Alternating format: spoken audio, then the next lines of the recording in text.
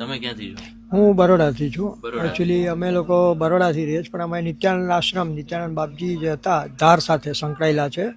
એ અખાડા સાથે અમે સંકળાયેલા છે. તો અમે એના અખાડામાં સેવામાં અમે લગભગ આ ઉજ્જૈન પછી આ બીજા કુંભના મેળામાં હું જઈ રહ્યો છું. આ વખતે ખાસ એટલા માટે જઈ રહ્યો છું કે કાલે મારા છોકરાની બર્થડે છે, એનો મારે લાભ લેવડાવવો છે સાધુ સંતો જોડે. એના માટે સ્પેશિયલ આજે જઈ રહ્યો છું. અચ્છા, યસ. એમના દીકરાનો જન્મદિવસ છે. શું નામ બેટા તારું? વેદ. જન્મદિવસ ક્યારે? કાલે છે? હા. અચ્છા, તો તમે પપ્પા કુંભના મેળામાં લઈને જઈ રહ્યા છો તો કેવું આમ આનંદ થાય છે? હા. બોલ બોલ. બરાબર.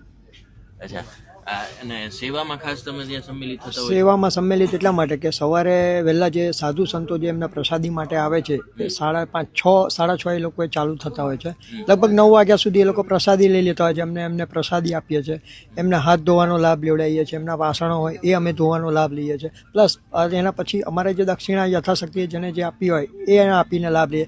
એમના પગ દબાવીએ છીએ. એમના જનરલી કહેવાય એવું છે કે અમારા સાધુ સંતોને એવું કહેવું છે કે તમારે સાધુ સંતોના આશીર્વાદ લેવા હોય તો એમને જ્યારે પગે લાગો છો ત્યારે તમારે જમણા પગનો અંગૂઠો દબાઈને આશીર્વાદ લો તો એ તમને આશીર્વાદ યોગ્ય રૂપ કહેવાતા હોય છે. બધા ગુજરાતમાંથી અત્યારે કુંભમાં લાખો હા, લોકો આવશે, હા, તો લાખો એમને લોકો શું આવશે. કહેશો? હું એમ જ કહેવા માંગુ છું કે જિંદગીમાં એકવાર લાભ તો લેવો જ જોઈએ દરેકે. એવું ના વિચારે કે ભાઈ આ ગોરીઓનો મેળો છે, આ છે.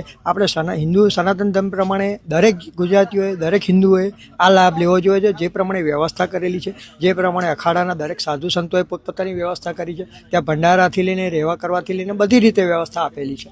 એવી કોઈ તકલીફ થાય એવી નથી. કેમ કે હું આ સેકન્ડ ટાઈમ, લાસ્ટ ટાઈમ બી ઉજ્જૈન હતો, હું 1 વીક રહ્યો છું. ત્યાં બી મેં સેવા આપી છે.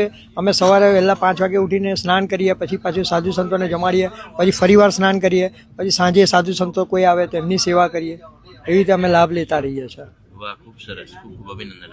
Okay, thank you.